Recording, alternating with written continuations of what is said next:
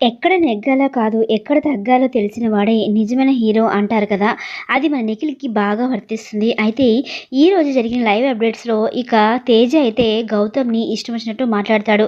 "అసలు నన్నెందుకు నువ్వు సెలెక్ట్ చేయలేదు బ్రో" అని చెప్పేసి గౌతమ్‌ని అనగానే ఇక గౌతమ్ అయితే "నా రీజన్స్ నాకుంటాయి" అని చెప్పి అంటూ ఉండగా, "అవునవును ఫ్రెండ్షిప్ అంటారు కానీ సపోర్ట్ చేయరు.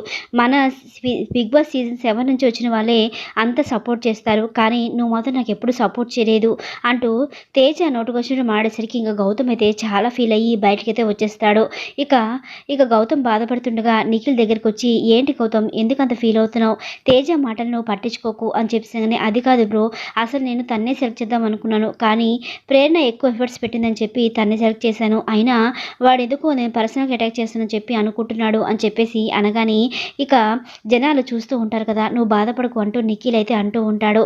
ఇక నిఖిల్ అలాగనేసరికి గౌతమ్ అయితే, "ఏమో బ్రో ఏది బయటికి వెళ్తుందో, ఏది ఎలా పోర్ట్రే అవుతుందో మనకి తెలీదు కదా" అని చెప్పేసంగానే, జనాలు అంత పిచ్చివాళ్ళు కాదు. 24/7 లైవ్ అయితే చూస్తూ ఉంటారు. అయినా నువ్వేంటన్నది వాళ్ళకి సీజన్ 7 నుంచి తెలుసు కదా! నువ్వేం బాధపడకు, నువ్వేం నెగెటివ్ అవ్వవు అంటూ ఇక నిఖిల్ అయితే గౌతమ్‌కి ధైర్యం చెప్తూ ఉంటాడు. మరిన్ని లేటెస్ట్ అప్డేట్స్ కోసం మన ఛానెల్‌ని సబ్స్క్రైబ్ చేసుకొని లైక్ చేయండి. Thanks for watching.